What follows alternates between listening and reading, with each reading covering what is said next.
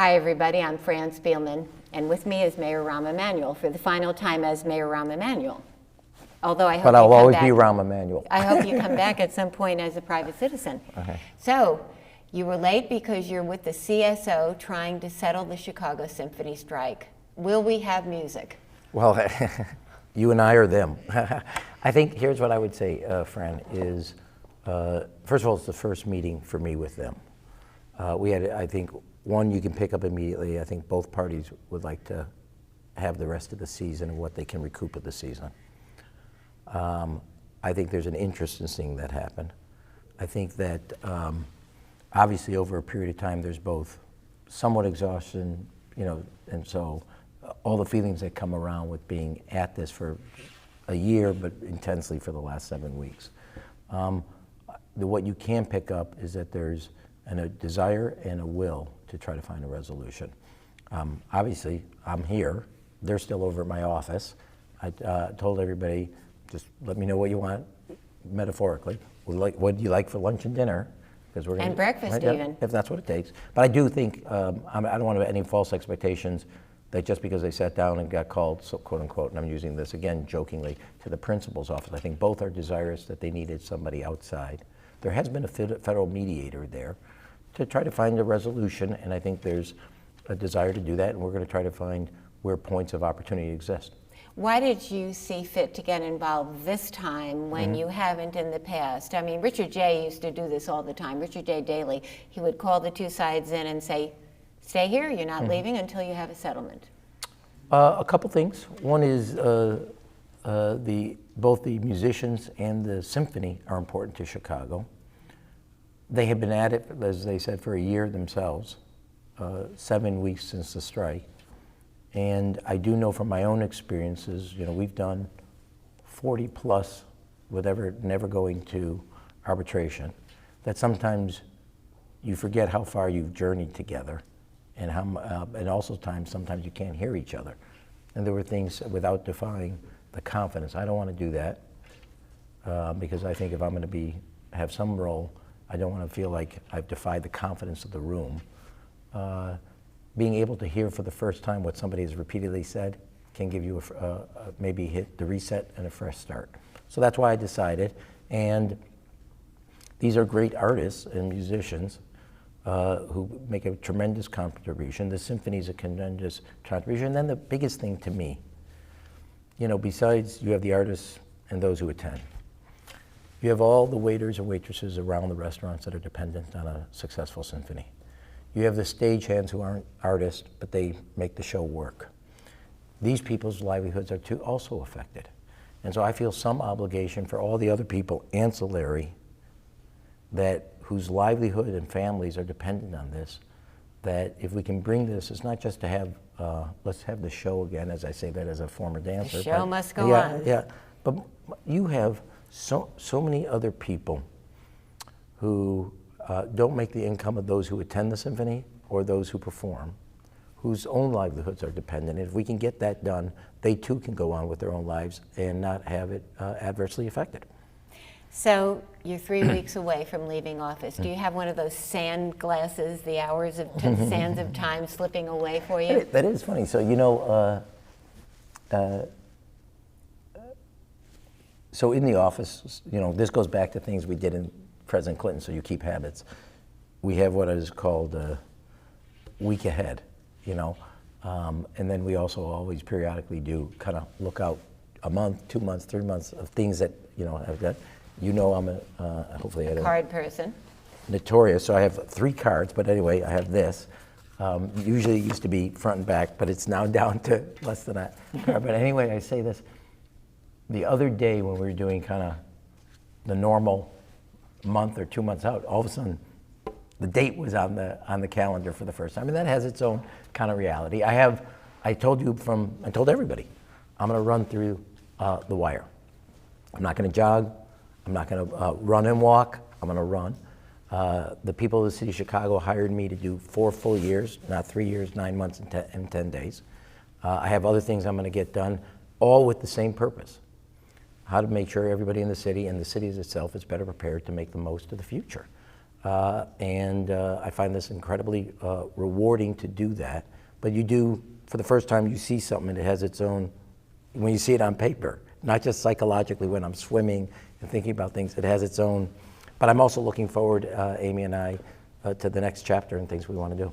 How hard will it be to walk away from this job that you have called the most wonderful in America, the best you've ever had? Of course it will be hard. On the other hand, there's if I didn't say it is going to be hard, straight up. I mean, it's going to be hard. I'm writing another chapter. It will have its own energy, a lot of pieces to that chapter. But there will also be the opportunity to do things that, like the next day, literally I'm getting on a bike. And I'm going to Well, go. and you're doing that because you're running. It's going to be hard for you, so you're going to stay busy. You're going to keep running. No, but there's also, Fran, I'm not staying busy, I'm staying busy because I'm a half Michiganer.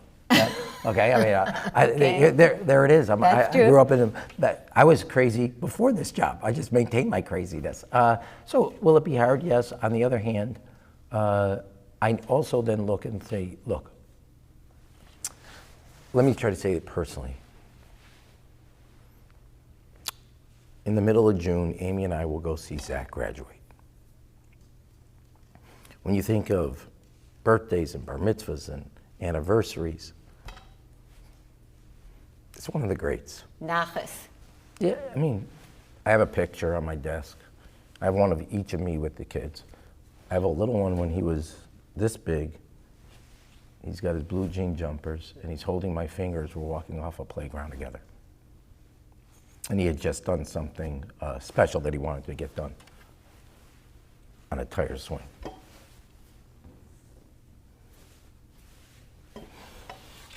And the little picture's graduating. And then I look at this. And through the Chicago Star Scholarship, where we give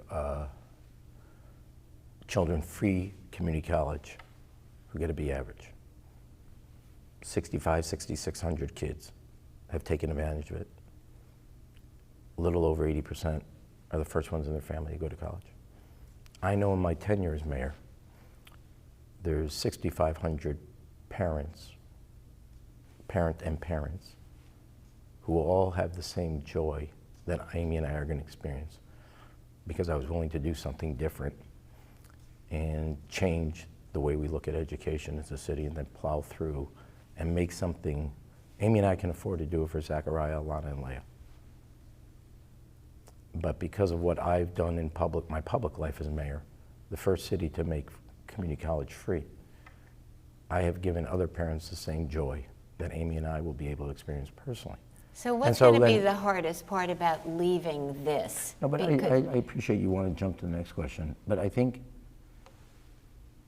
in the end of the day, when I walk away, I suppose the other thing, I said this to the staff when we had a party, their dinner the other night I gave for the staff, Amy and I gave. Probably the biggest impression on my life was going to pediatric visits with my dad and him lecturing all of us. That was our special Saturday with my dad. We were just one child on a Saturday going on rounds to Children's, to Edgewater, to Columbus, to Mount Sinai, and then going to his office. He always lectured us, what you do for children will be dependent on how you're judged in life. He said that in many different ways, but the message was clear, which is why I thought about early childhood and education myself. And knowing today that our school system is better for our children, is making significant gains, not where it has to be, but it's not where it was when I walked in. That to me there's a satisfaction that we have left our imprint and left the future in better position. The hardest part is, I think, there's little things and big things. I mean, you're talking to me today, I'm late from a negotiation, be able to do things that change the quality of life. I wouldn't call it little things, but richness is being in different neighborhoods, seeing different things, and the opportunity to see different people. You could spend, Amy and I live in Ravenswood. Unless there's a reason somebody invites you to go to a church or go to a school or go to a community meeting, I won't have that. And you meet people the Shakespeare teacher in Englewood, the person that's trying to start a theater on the west side or a grocery store or a new restaurant. I mean, I can't, you know, I call the people when we've selected who's going to be a Neighborhood Opportunity Fund winner, recipient, that's going to have a coffee shop or an extent. And you hear the joy in their lives that you've done something, started something as mayor. So how do you get that in your new life? I mean, you're piecing together a life not- where you're going to be. I'm not sure. I don't think I can measure it that way. I think if I did that, you know, that's not going to be the way I'm going to measure it. Because, look, I think I've been. You know this. You and I both love politics. We're crazy about it, and I love it. And I love. You're going to commentate on it, well, right? We'll talk about that another time. ABC. I will talk about that another time. Okay, that's not what we're here to talk about. We're here to talk about the city and its kids. So here's what I say to you: is that you're able. Nothing I do in the future, or let me say it this way: there are 5 great public life jobs, in my view. Having studied a lot, is the President of the United States, Governor of California, New York, and Mayor of New York and Chicago.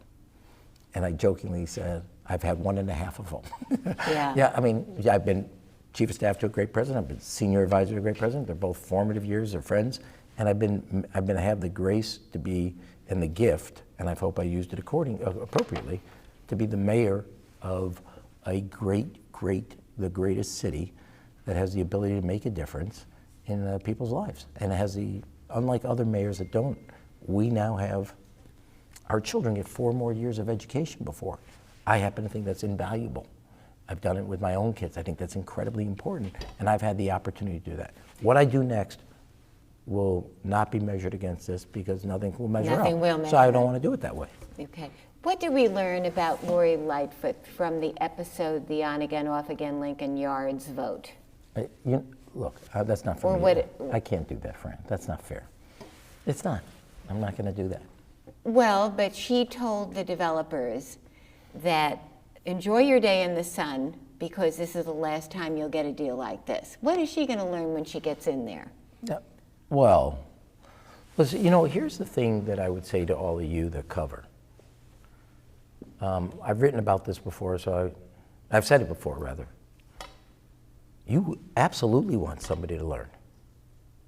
You know, I won't answer Lori, but I'll say something about former Governor Rauner.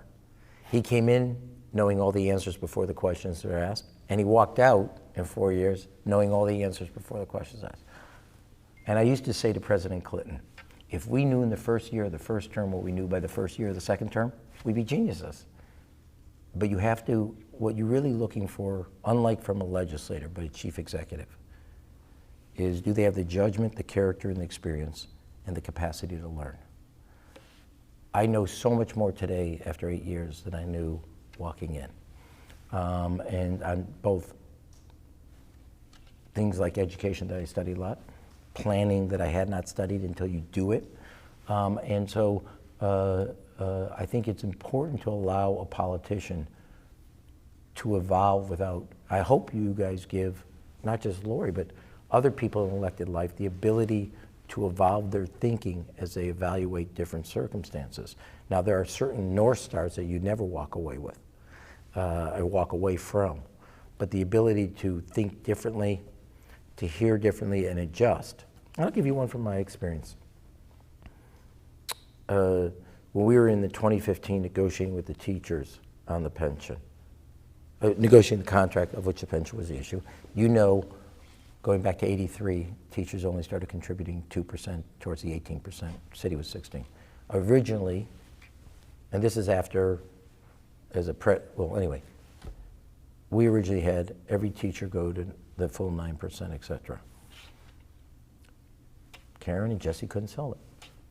So the way we still worked the financials was new teachers would do the 9. And I say that's important because at the time I got criticism for, oh, you did this. We still ended up setting a new precedent, the first in this country, in the state, where a lot of still downstate only do the 2%. And because we were willing to show the change and get done something, it gave us the credibility to then do the third part of the handshake that I originally said, which is that the state would finally start. So your point being? What Well, you didn't like the story? Well, I'm just saying, your teasing point I'm is teasing. what you I got it. learned from No, them. you learn different things. Did I give a little? Yes. Did we end up putting the down payment to get the ultimate goal? The ultimate goal wasn't what I could get from the teachers and us. The ultimate goal was to stay at a context. So the state of Illinois did something it had never done for 100 years, which is treat the Chicago teachers, students, and taxpayers equally. And you know, having studied Illinois politics, the school formula had been debated and rewriting it and doing it for 60 plus years in Illinois. We finally resolved it, and that's why last year Chicago Public Schools ended up with a surplus, upgraded from all the credit rating agencies. The finances don't affect the classroom anymore. And so to me,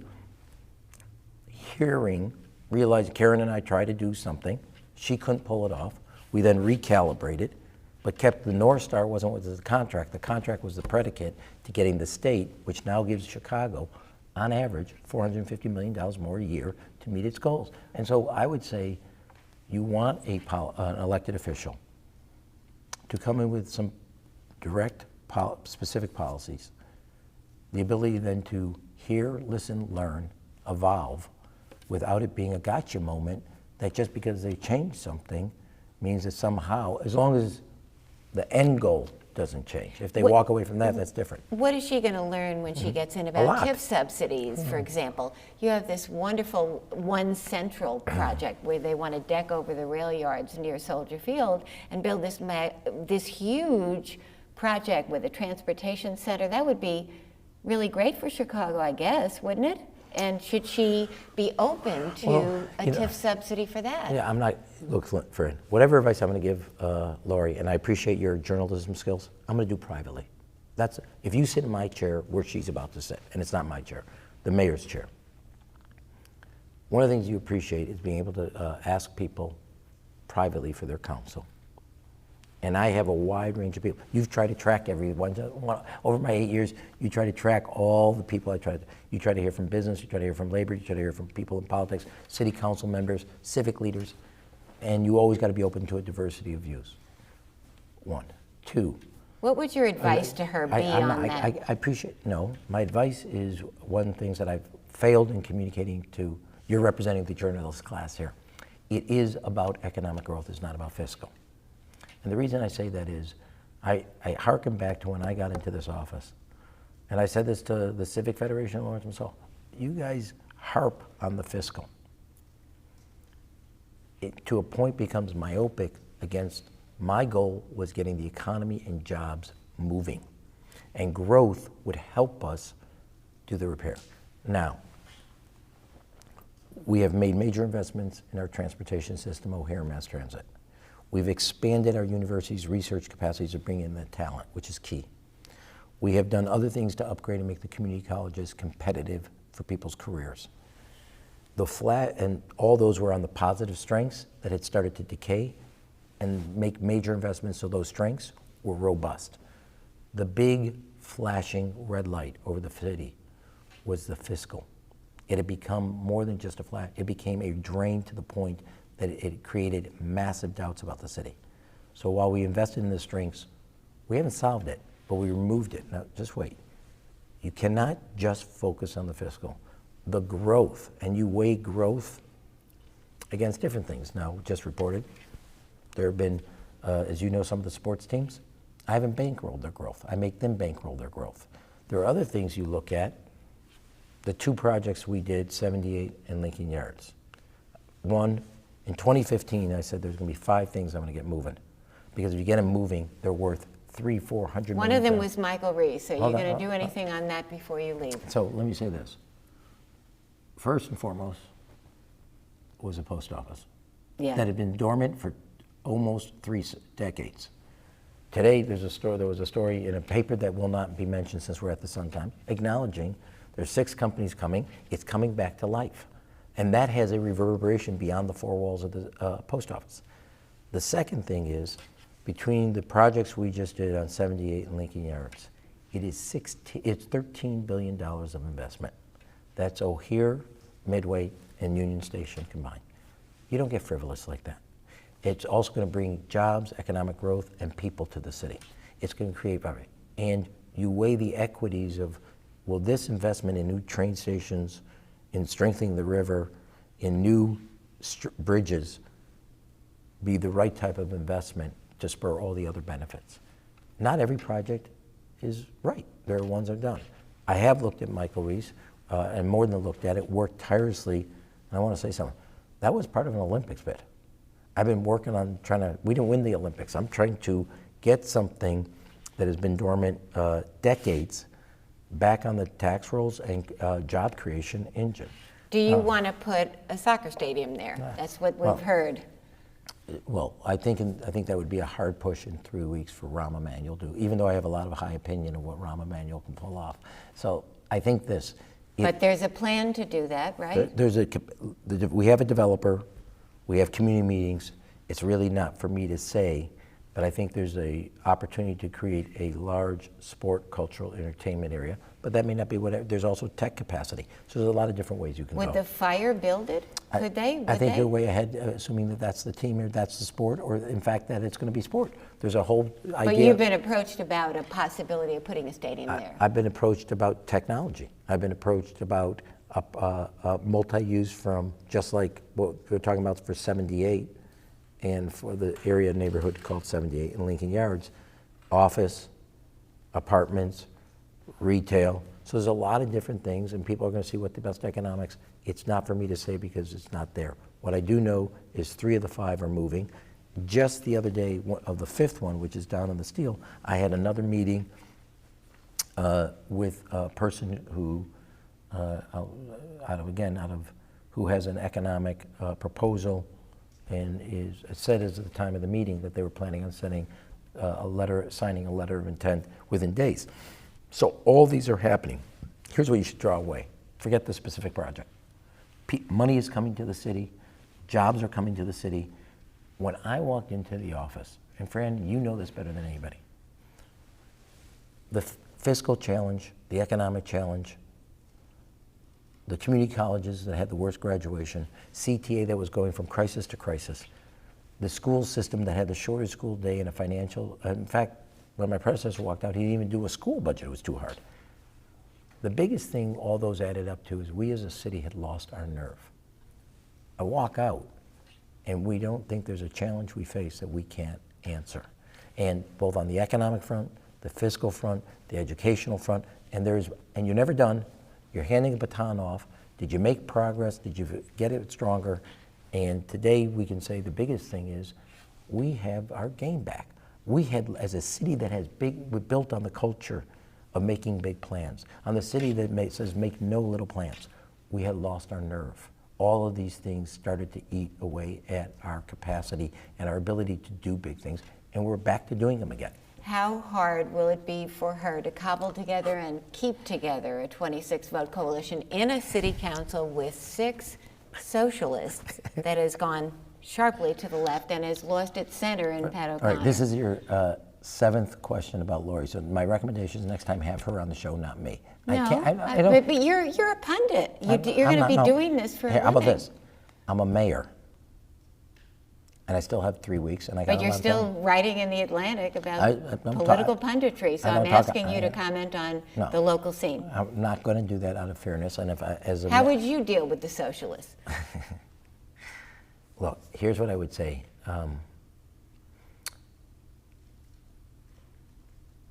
I would not judge them. Well, here's what I just can only say what I did.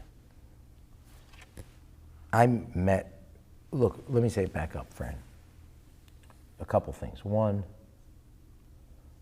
Bill Clinton gave me a great advice, which is what I applied here, and I think when you saw the goodbye, you captured it in that article.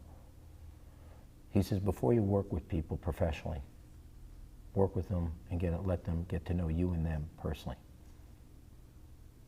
Whether it was Walter Burnett, Michelle, or others who started crying, I think you knew after 8 years there was a personal bond that was not professionally held together. I started as mayor in my first 2 weeks as mayor-elect. I met with all the aldermen individually, sometimes till 10 o'clock at night, so we could know each other before we started working with each other. It's an assumption. Look, some of my best friendships when I left Congress were Republicans, even though I was given the assignment to return Democrats to the majority. Ray LaHood. Ray's a perfect example. There are others. Gil Gutnick out of Minnesota, who used to come here for town halls on pharmaceutical prices. So I would say, while I know the six socialists come with a lot of ideas, one, the office has its own pressure that makes you a little more pragmatic. Two, don't ever assume somebody's position, give them the opportunity to hear you and you to hear them. And through that process, while they may come, today they don't have the burdens, the responsibilities, liabilities of representing constituents. That will happen with the office. And my assumption is even Bernie Sanders and I worked on pharmaceutical prices and retirement security. You wouldn't exactly call Bernie and I the same type of people, same wing of the Democratic Party. But we work together on things. And I think you should approach not just the six socialists, that everybody's a yes until they say they're a no. That has been my approach.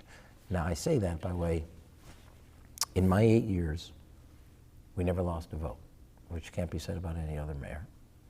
In my 8 years, down in Springfield, we overturned 5 pension vetoes by a governor and created bipartisan majorities.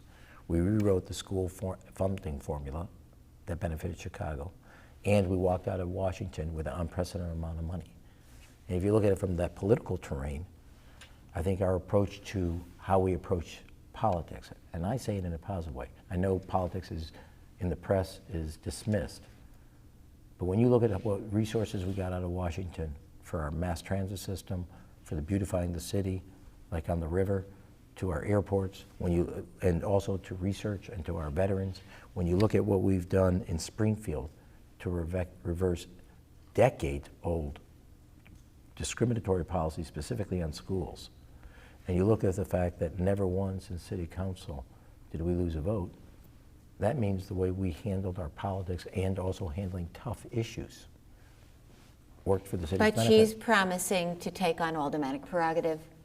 Is she making a mistake in that? Will she find that it's more difficult? Should she just back off of that? Okay, this is question number 7 on Lori Lightfoot, which I'm not going to do.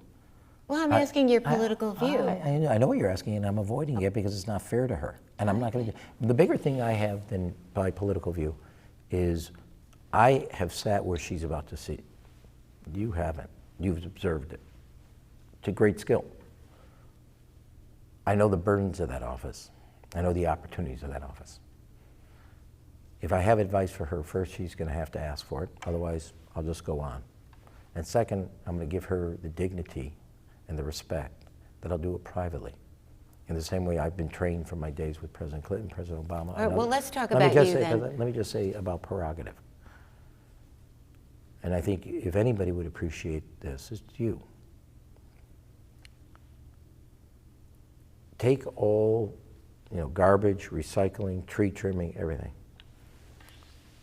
Those were things that were left to aldermanic prerogative, and we consolidated them under streets and sanitation, put very capable people in there, now have a modernized 311 system that can individually respond with a tracking code so it doesn't go into some big black hole if you want a tree trimmed or graffiti removed. So that's where you can take it away, but I wouldn't say, so number one is I wouldn't refer to it the way the press does. It's not taking away. It's making it more efficient, savings, and then when I did it, I made a pledge to all aldermen. One, you're going to get more services than you used to get. We never had recycling citywide. We had a 3-year backlog on tree trimming. We're caught up. You're going to get added crews to both graffiti removals within a 5-day working period. So they saw the benefit of it. They saw that, yeah. Did they rather have it themselves? You can't have a city with 50 different neighborhood services. And the other thing is, I had to make a sense of equity. Yeah. There was a real feeling that on the south side and west side, other parts of the city got plowed first, garbage picked up first, recycling first, calls on graffiti and trees, that equity did not exist. So you're saying to sell this, you have to give them something. You have to move the pieces because one is, like everything, I say at the office, or I say at our desk when we meet, or the conference room, what's the pain to pleasure? And sometimes, like on the, I knew when I put every one of those services on a grid, meaning we were going to centralize it, put it on a grid, we were going to save money. I said, out of the money we save, here's what I'm going to return back to you. You're going to be able to tell a constituent graffiti from call to service, 4 working days. That's where we got it. The 3 years on the tree trimming, we're going to take that down to it's a 5-day call to service. And they willingly, to their credit, gave up control for better. Now, would I say give it up? I argued we're enhancing what you're going to get for your residents. And that's what she'll have to sell. She'll have to find a way. I'm trying to stay away from your Monday morning headline. The mayor says that's not fair to her. So when I want to be very specific, no, I just said this, I don't know, the musicians and CSO are in my head. I just walked out of the negotiations. Fran, when I leave office, our healthcare costs are 7% less the day I walked in. And I said to every one of the 40+ labor negotiations, here's my win. I don't want to negotiate. Can you tell me your wins? And then once I knew what the wins were, so what she's, anybody, if she has a desire, you have to see, not so much walk in somebody else's shoes, you have to think about what they get out of it. What's the benefit? Because nobody, let me say it this way. I used to argue early on to Governor Rauner, you are trying to create a win-lose situation. Doesn't work. Who willingly Right. signs up to a loss? Right. I said, so that'd be and so I'm not going to talk about any one of the things of the 7 But things. in the council leadership situation, you backed off of Burke, and we had 8 more years of Burke because you decided not to take him on. Any regrets about that, given what has happened and the scandal that's unfolding? I think here's the one thing I would say. You're asking me about the job being mayor. I'm going to say this about journalists. You look at every issue. Here's this issue. I have to look at an evaluation, and I'm not going to speak about Ed Burke, but I have to look at all the pictures. So I'll do it. You have to look at what we're going to do on every one of the budgets. I have a $635 million, 20% of the budget was in red. For 3 years prior to me being mayor, we took $1 billion out of reserves. Now, if I got rid of Ed Burke as finance committee chairman, I would be creating an organizing force against me, and I have other problems. Do I have other things? There's a threat of that, but there's also the opportunity. He has tremendous knowledge about things. And so you're asking, well, Ed Burke. My view is the difference between you and I where we sit is I have to evaluate everything. You get to deal with the one topic in isolation of everything. It's a big conflict between... No regrets about not taking him on because you would have had a... How do you know I didn't take him on? How do you know? You looked at one thing. How do you know I didn't? Well, he certainly operated with a lot of impunity, apparently, No, you don't know... with his law firm and his mixing the two. You don't know everything that happins. And you look at Were there instances where you took him on and we didn't know? It's not about taking him on. It's about making changes for the whole benefit of the city. And so I'm not going to sit here and look at one thing. I evaluated. What I do know, when we got rid of the Shackman oversight, when we put an inspector general in every department, things that you had been covering for close to 40, and everybody else for 40 years had never been done, got done. Of the 5 separate ethics packages we passed, he didn't vote against a single one of them. So and Fran, you have said this privately, so I'm going to say it publicly. 2 things. One, I've made a major change in the city's political culture on ethics. I'm not done. Nobody's ever done in this city. I walk out after 24 years, 2 presidencies, the United States Congress, DCCC chair, mayor for 8 years. I've never hired a lawyer. Now, I will just say this to you. That's saying something in Chicago, isn't it? You'll make your own judgment. I know how I've conducted myself. And as I always say, a couple things in politics. There are laws, and then there are moral judgments. You got to know right from wrong. It can never be written in a book. Number two, don't confuse friends with people that are friendly. Don't ever do that. And people that are friendly, it doesn't mean that they're your friends. Who's the lesson there? The lesson is just being careful in life. If people are being very friendly, they want something. They're not that, they're trying to act, friendly is not a friend. Friendly is an attitude. Friends are something deeper. And so my attitude on this is, now I passed all of those things, made major changes to the political culture, but because it's Chicago, there's more work to done. But I know things that have been sitting around for years that never got done, from Shackman to inspector generals, and not just that they're there. They have actually the authority to do what they need to do. But given the climate and the scandal, were you surprised by the extent of her victory? 50 wards, 74%. Were you surprised, or did you see it coming? Well, I think that the short answer is no. But there's different. You were not surprised? There's different pieces of that, but I'm not going to say more. Okay. Mayor Emanuel, good Thanks, luck Fran. to you, and I hope you've pieced together a wonderful life in political retirement, or maybe not. I said this before, and I want to repeat it. I think I've been incredibly fortunate, lucky, and sometimes I still pinch myself. I've worked for two great presidents. I've been in Congress. I've been the mayor of the greatest city. I have three incredibly healthy kids who, under tough circumstances of having a father as a mayor, father as a chief of staff, two incredibly successful uncles, they have far surpassed my wildest hopes and dreams as a father. And I'm got an incredible spouse who You're is a lucky supportive. man. Luck doesn't even capture how I feel. And so the next chapter will have its own challenges and opportunities.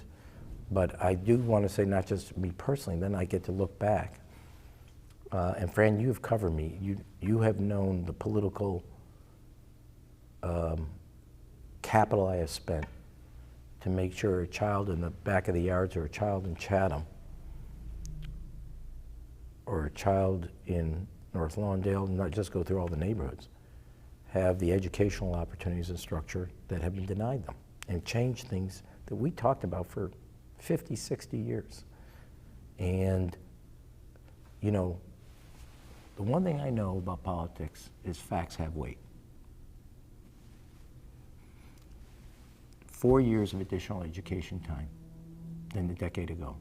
That's what our kids get. It's a fact. Our kids are making, according to Stanford, they get 6 years of education in only 5 years. They were always fully capable of that. And because we spent political capital, not preserved it, not hold it, spent it, that they're our children, these are our children, are better.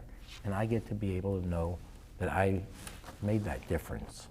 And I know that other mayors will build off of that and never have to review the fights I had to go through to get that. And our kids were always fully capable. The system was stacked against them. All right, everybody, we'll see you next week, and we have a full legacy tour. See you next week.